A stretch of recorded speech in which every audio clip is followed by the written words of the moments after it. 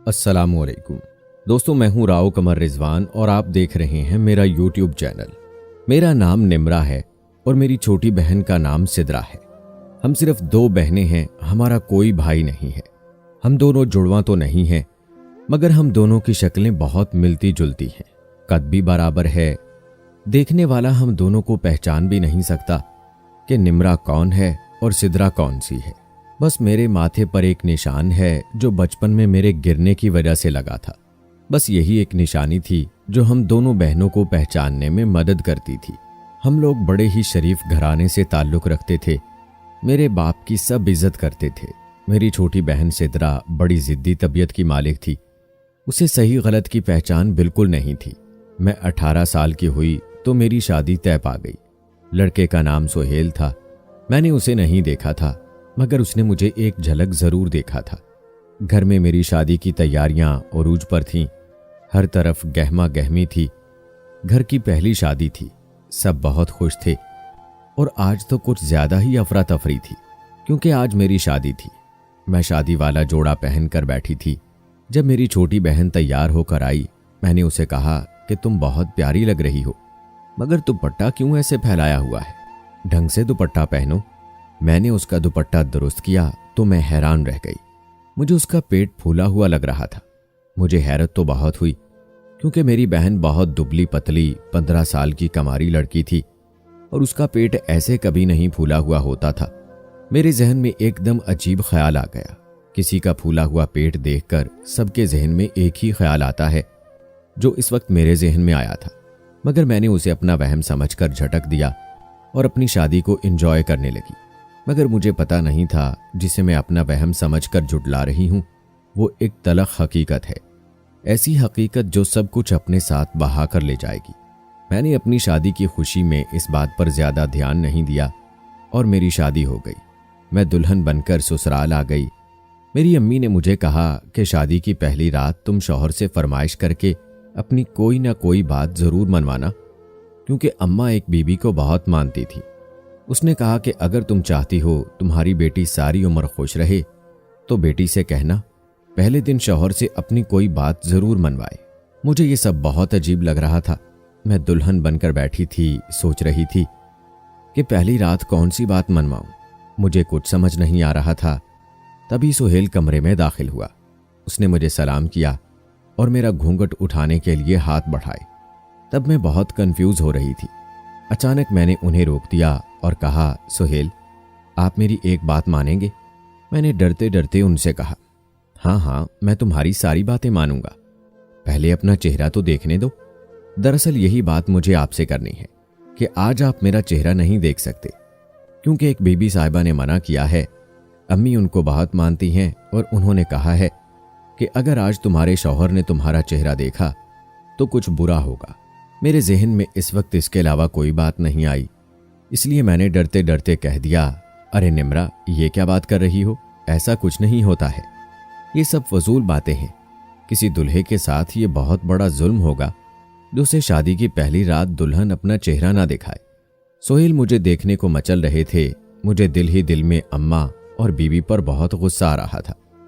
उनकी फजूल बातों में आकर मैं क्या कर बैठी थी। सोहेल का मूड इस बात पर बहुत खराब हुआ, मगर मैंने बड़ी मुश्किलों से उन्हें राजी कर लिया कि जहां अब तक मेरी शक्ल नहीं देखी थी, वहां कल तक और सब्र कर लें। और वो बुझे हुए दिल से राजी हो गया। मैं उस वक्त बहुत खुश हुई कि उन्होंने मेरी इस बात को मेरी फरमाइश समझकर मान लिया है, और फिर मैंने अपना आप उसे सौंप दिया। सोहेल बहुत खुश लग रहा था। मैं भी बहुत मुतमईन हो गई। अगले दिन रस्म के मुताबिक मैके आ गई। सब मुझसे मिलकर बहुत खुश हुए, मगर मेरी छोटी बहन बहुत परेशान सी लग रही थी। मैंने सिद्रा से वजह पूछी। शुरू में तो वो टालती रही, मगर जब मैंने उससे बहुत इसरार किया तो वो फट पड़ी और फूट फूट कर रोने लगी। और उसने जो बात बताई वो सुनकर मेरा दिल दहल गया। मैंने बेख्तियार अपने दिल पर हाथ रख दिया। सिद्रा बोल रही थी कि उससे एक बहुत बड़ा गुनाह हो गया है। वो माँ बनने वाली है और एक लड़के से वो मोहब्बत करती थी। उस लड़के ने उसे बहला फुसलाकर उसकी इज्जत तार तार की और खुद भाग गया। बहन की बातें सुनकर मुझे अपने कानों पर यकीन नहीं आ रहा था। मेरी छोटी बहन ऐसा कैसे कर सकती है? इस हद तक कैसे जा सकती है? और इतनी बड़ी बात हो गई तब भी उसने हमें कुछ नहीं बताया। मुझे नाज है पर बहुत गुस्सा आया था। क्या बोल रही हो तुम, होश में तो हो? अपनी उम्र देखी है और इस उम्र में तुम इस हद तक चली गई। कौन था वो नामुराद लड़का जिसे तुमने मुंह काला किया? शर्म नहीं आई? अपनी उम्र देखी है? क्या जवाब दोगी अम्मा अब्बा को? वो बेचारे ये सदमा सह भी नहीं पाएंगे। मैं एक साथ बहुत सारे सवाल पूछ गई। आपी, मुझसे बहुत बड़ी गलती हो गई, बल्कि बहुत बड़ा गुनाह हो गया है। मैं क्या मुंह दिखाऊंगी? सब अम्मी अब्बा को क्या बताऊंगी? कम उम्री में मैंने खुद को बर्बाद कर दिया। मैं इस वक्त कुछ समझ नहीं सकी थी। तब मेरे सर पर मोहब्बत का भूत सवार था, मगर मैं नहीं जानती थी कि वो हवस का पुजारी है।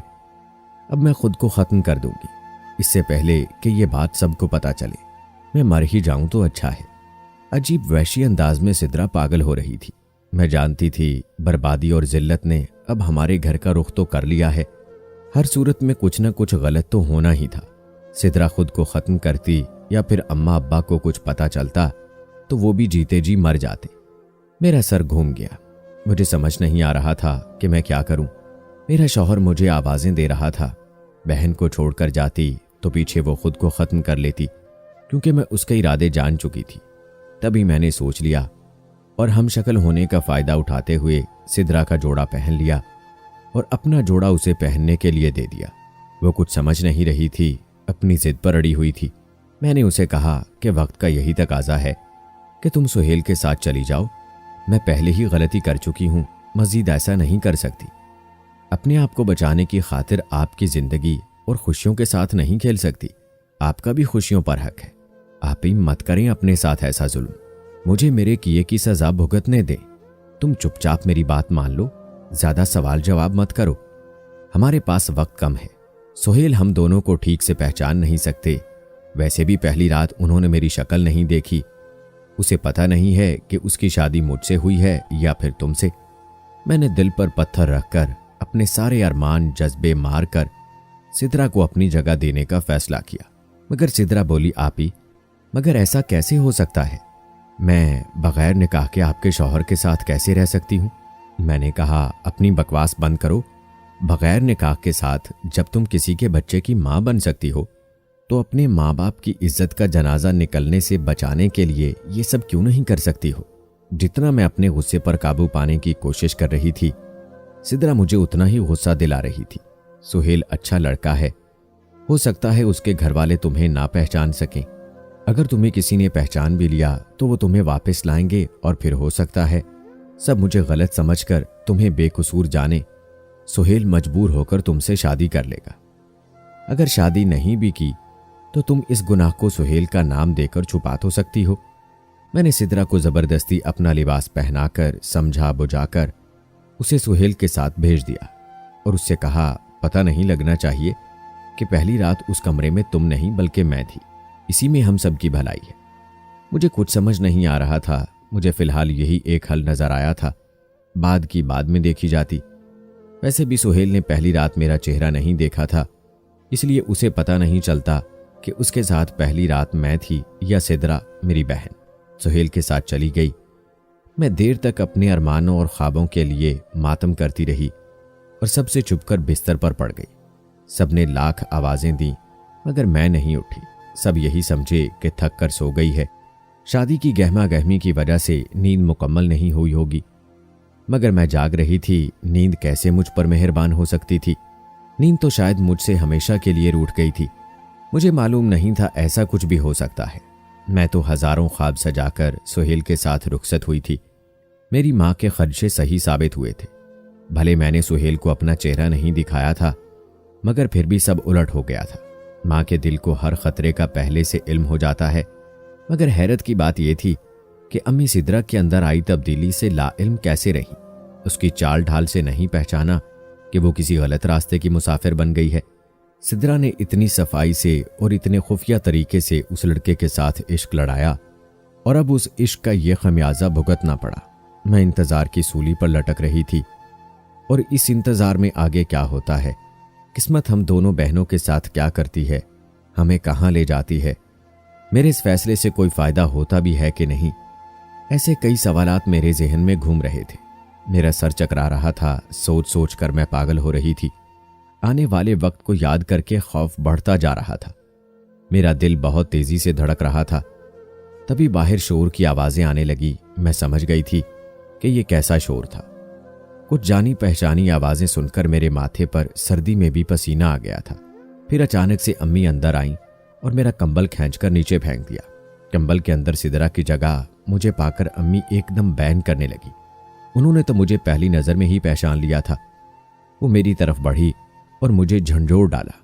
अम्मी मुझसे बहुत कुछ पूछ रही थी, मगर मैं गूंगी बनी बैठी थी। मैंने चुप साध ली थी।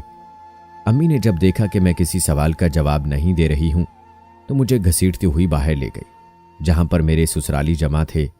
मेरा दुल्हा भी खड़ा था, जो मुझे देख रहा था। मैं उसे देख रही थी। वो मुझे पहली बार देख रहा था, मगर मैं उसे घूंघट की ओट से उसे कई बार देख चुकी थी। मैंने सोचा था कि हम शक्ल होने की वजह से हमें कोई नहीं पहचान सकेगा, मगर यह मेरी गलत फहमी साबित हुई थी। बारी बारी सब मुझे बातें सुनाने लगे, मगर मुझे किसी की आवाज समझ नहीं आ रही थी। सिदरा सहमी हुई सी मुजरिम की तरह खामोश खड़ी थी और मुझे सबने कटहरे में खड़ा कर दिया था। सबकी बातें तीर की तरह मुझ पर वार कर रही थीं। देखने में बिल्कुल ठीक, मगर अंदर से बहुत जख्मी हो चुकी थी। मैं कसूरवार ना होकर भी मुजरिम ठहरी थी, और मेरा जुर्म यही था कि मैंने अपनी बहन को जिल्लत और रुसवाई से बचाने के लिए यह कदम उठाया था। इन सब में सबसे ज्यादा परेशान सुहेल था, क्योंकि वो जान ना सका था कि उसने जिसके साथ अज़दवाजी रिश्ता कायम किया था वो मैं थी या मेरी बहन थी, क्योंकि हम दोनों बहनों की सूरत और कद काठ बिल्कुल एक जैसा था। जबकि मेरी सास ससुर इस बात पर लड़ रहे थे कि उनके साथ धोखा हुआ है, बड़ी का निकाह करके छोटी को रुखसत कर दिया है। वो बार बार यही कह रहे थे। आखिर मैं कब तक खामोश रह सकती थी? आखिर मुझे सबके सवालों के तसल्ली आमेज जवाब तो देने थे। खामोशी तो इस मामले का हल नहीं था। सबकी इज्जत बचाने की खातिर मैंने खुद को मुजरम साबित कर दिया था। मैं रोते हुए बोली, मैं सुहेल को पसंद नहीं करती थी और मैं इससे शादी नहीं करना चाहती थी। मैं किसी और को पसंद करती थी। डर की वजह से अम्मी अब्बू से ये बात नहीं कर सकती थी, क्योंकि मैं जानती थी वो लोग मेरी कोई बात नहीं सुनेंगे। मैं शादी के वक्त इनकार करना चाहती थी, मगर अब्बा की रुसवाई का सोचकर खामोश हो गई। मगर जब रुखसती का वक्त आया, मैंने सिदरा को अपने कपड़े पहनाकर जबरदस्ती उसे सुहेल के साथ रुखसत होने का कह दिया था। दूसरी सूरत में मैंने उसे धमकी दी थी कि मैं खुदकुशी करके खुद को खत्म कर लूंगी। अम्मा अब्बा इस बात से बिल्कुल अनजान थे, उन्हें कुछ पता नहीं था। मैंने ही सिदरा को मना किया था कि वो अपना चेहरा सुहेल को ना दिखाए। ये सब मेरा मंसूबा था, इसमें सिदरा का कोई कसूर नहीं है और ना अम्मा अब्बा का। न जाने मैं किस दिल से झूठ पे झूठ बोले जा रही थी। तुम होती कौन हो फैसला करने वाली, मंसूबे बनाने वाली? तुम्हें ये सब मजाक लगता है? शादी ब्याह कोई खेल तमाशा है? तुम जानती भी हो अपने मतलब के लिए तुमने कमारी लड़की को बगैर निकाह के एक गैर मर्द के घर में भेजा है और हमसे इतना बड़ा गुनाह करवा दिया। जानती हो यह कितना बड़ा गुनाह है? अपने मतलब के लिए तुम इतना बड़ा कदम कैसे उठा सकती हो? इतने खुदगर्ज कैसे हो सकती हो जो अपने मतलब के लिए अपनी बहन को भी नहीं बख्शा? सुहेल गुस्से से पागल हो रहा था, जबकि मेरे माँ बाप एकदम चुप हो गए थे। ऐसा लगता था जैसे उन्हें कोई सांप सूंघ गया हो, और मुझे तो लग रहा था वो मुझे जान से मार देंगे। मगर मैं उनको चुप देखकर शदीद हैरान रह गई। मेरा ससुर एक मोमिन बंदा था और मस्जिद का पेश इमाम था। उसने सबको चुप करवाया और मामले का हल निकालने का कहा। बहुत देर तक बाप बेटे के बीच बहस व मुबाहिसा होता रहा। बेटा गुस्से से पागल हो रहा था और मुझे तलाक देकर वापस जाना चाहता था, मगर बाप चाह रहा था कि अगर रिश्ता खत्म किया तो दोनों सूरतों में ही हमारी बदनामी होगी। लोग क्या कहेंगे? शादी के अगले दिन तलाक हो गई।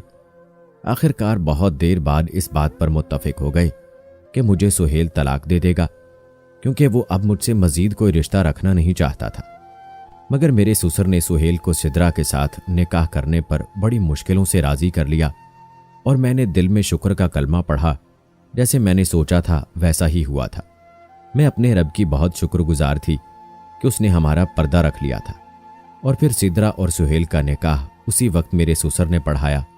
सब यही कह रहे थे कि इस सब में सिदरा बेचारी का क्या कसूर था, उसे क्यों बहन के किए की सजा मिली, जबकि सब यही समझ रहे थे कि सुहेल के साथ पहली रात को भी सिदरा ही थी।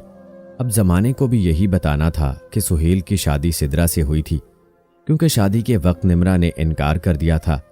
मेरी बहन सिद्रा मुसलसल मुझे देखे जा रही थी। उसकी आंखों से आंसू बह रहे थे। उसे ये दुख खाए जा रहा था कि मेरी बहन बेकसूर होकर भी सबकी नज़रों का निशाना बनी हुई है और वो खुद कसूरवार होकर भी मासूम और बेचारी बनी हुई है। मगर मैं उसे आंखों ही आंखों में चुप रहने का कहती रही और इसी में हम सबकी बेहतरी थी। मैं अपने वालिदैन से बहुत मोहब्बत करती थी। हमेशा मुझे ऐसी लड़कियों से सख्त चिढ़ रहती थी जो माँ बाप की इज्जत अपने कदमों तले रौंद कर प्यार मोहब्बत के नाम पर घर से भाग जाती हैं। कुछ देर बाद सिद्रा को लेकर सब चले गए। अब मैं थी बदकिस्मत दुल्हन जो एक रात में शादी से तलाक तक का सफर तय कर चुकी थी। मेरे सारे अरमान ख्वाब रेजा रेजा हो गए थे। मैं जानती थी अब अम्मी अब्बू मुझे नहीं छोड़ेंगे। मुझे शायद वो लोग जिंदा दफन कर देंगे, क्योंकि उनकी नज़रों में मैं ही सबकी मुजरिम थी। मैंने उन्हें अपने ससुरालियों के सामने शर्मिंदा किया था।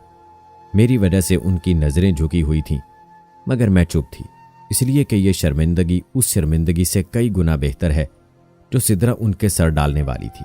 मगर हैरत अंगेज तौर पर अम्मा अब्बा दोनों बिल्कुल चुपचाप मुझे देखते रहे और अम्मी आगे बढ़ी और प्यार से मेरे बालों पर हाथ फेरने लगी। वो बोली, मेरी बच्ची, ऐसी क्या वजह थी कि तुझे इतना बड़ा झूठ बोलना पड़ा? क्यों इतना बड़ा कदम उठा लिया? बता हमें, किसने तुझे ऐसा करने पर मजबूर किया था? तुम हमसे कुछ नहीं छुपा सकती हो, हम गवाह हैं। कल हमने खुद अपने हाथों से तुम्हें रुखसत किया था और कल सारा दिन तुम नहीं बल्कि सिद्रा हमारे साथ थी। माँ कहने लगी, मैं जानती हूं मेरी बेटी निम्रा बहुत समझदार है, बगैर किसी वजह के इतना बड़ा कदम कभी नहीं उठाएगी। तुम हमेशा से समझदार और सुलझी हुई रही हो। अम्मी मुझे पिचकारती हुई बोल रही थी। मैं तो ये भूल ही गई थी कि अम्मी अब्बा ने कल सारा दिन सिद्रा को अपनी आंखों के सामने देखा होगा, यहां तक कि सुबह तक भी सिद्रा उनके साथ थी। अम्मी अब्बा आधा सच जान गए थे, इसलिए अब उनसे पूरा सच छुपाना सरासर नादानी थी और कुछ मेरी जहनी हालत दुरुस्त नहीं थी। मैं इतनी परेशान और टूटी हुई थी कि अब मैं अम्मी अब्बा की बेरुखी भी बर्दाश्त नहीं कर सकती थी। मुझे लगा था मैं बहुत मजबूत आसाब की लड़की हूं, मगर यह सरासर मेरी गलती थी। मैं भी जज्बात और ख्वाहिशात रखने वाली लड़की थी। ना चाहते हुए भी मैंने अब्बा और अम्मा को सब सच सच बता दिया कि सिद्रा से एक बहुत बड़ी गलती हो गई थी। वो उम्मीद से थी, उसके पेट में किसी का गुनाह पल रहा था। अभी शुरुआत के दिन थे, इससे पहले कि ये राज खुल जाता और बहुत देर हो जाती और आप लोग किसी को मुंह दिखाने के काबिल नहीं रहते, मुझे आप सबसे बगैर पूछे ये कदम उठाना पड़ा। मुझे खुद आज सुबह पता चला था। अब भी मैं आप लोगों को ये सारी बात नहीं बताती अगर आप लोग खुद समझ ना गए होते। अपनी बात पूरी करके मैं फूट फूट कर रोने लगी और मेरे साथ मेरे माँ बाप भी रोते रहे। उनके रोने की बहुत सारी वजह थी। एक बेटी की शादी का अगले दिन तलाक लेने का दुख, दूसरी बेटी से मिले इतने बड़े धोखे का दुख, बदनामी, जिल्लत और रुसवाई तो हर हाल में उन्हीं का मुकद्दर ठहरी थी। अपनी तरबियत पर कभी उन्हें बहुत नाज होता था। आज अपनी तरबियत में रह जाने वाली कमी के बारे में दोनों घंटों सोचते रहे कि हमसे कहाँ गलती हुई, कहाँ गफलत हुई जो सिद्रा यूं बहक गई। वो दोनों खुद को कसूरवार समझ रहे थे। उनके पास गौर व फिक्र करने के लिए बहुत कुछ था, मगर मेरे तो सोचने समझने की सलाहियत भी खत्म हो चुकी थी। सारा दिन खाली खाली आंखों से छत को घूरती रहती थी। मुझे कुछ पता नहीं था सिद्रा कैसी है, किस हाल में है। सुहेल ने उसे मैके आने से मना किया था और सच तो ये था अब्बा अम्मी भी सिद्रा की शक्ल तक देखना नहीं चाहते थे। मगर शादी के 2 माह बाद सुहेल के वालिद ने अम्मा को बताया था कि सिद्रा का बच्चा ज़ाय हो गया है। बकौल अब्बा के वो लोग यही समझ रहे थे कि ये बच्चा सुहेल का है। वो लोग असल हकीकत से अनजान थे। अम्मी अब्बू ने कहा, सही हुआ जो ये बच्चा ज़ाय हो गया, वरना अगर ये बच्चा पैदा हो जाता तो सबकी मुश्किलें और बढ़ जाती। हम लोगों का ज़मीर हमें अंदर ही अंदर मलामत कर रहा होता कि किसी की नाजायज़ औलाद किसी और के घर में पल रही है। हर बात में अल्लाह ताला की मसलहत होती है। मैं बहुत बीमार हो गई थी। लोग मेरे बारे में बातें करते कि शादी के वक्त लड़की ने शादी से इनकार किया और छोटी बहन को कुर्बानी देनी पड़ी। सब लोग इस बात से अनजान थे कि असल कुर्बानी तो मुझे देनी पड़ी थी। मैंने अपने ख्वाबों और अरमानों को दिल के कब्रिस्तान में दफन कर दिया था। मेरे माँ बाप हर वक्त मेरी दिलजोई करते रहते थे। अम्मी अब्बा ने वो शहर वो घर छोड़ दिया। हम लोग फिर से अपने आबाई गांव आकर आबाद हो गए। वहां पर ही अब्बा ने अपने दूर के रिश्तेदार से मेरी शादी कर दी थी, जो उम्र में मुझसे काफ़ी बड़ा था। मैंने अपने माँ बाप का मान रखा और इस रिश्ते को भरपूर तरीके से निभाया। मगर मैं क्या करती, मेरे दिल में सुहेल था। एक रात सुहेल की मोहब्बत में रहकर मुझे उससे मोहब्बत हो गई थी, मगर हौले हौले इसकी मोहब्बत को मैंने अपने दिल से निकाला और अपने दूसरे शौहर उस्मान की वफादार रहने की कोशिश करने लगी।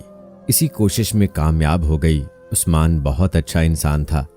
हमारे 2 बच्चे भी हुए। मैं बुरा वक्त भूल जाना चाहती थी, मगर मुझे अपनी बहन सिद्रा की बहुत याद आती थी।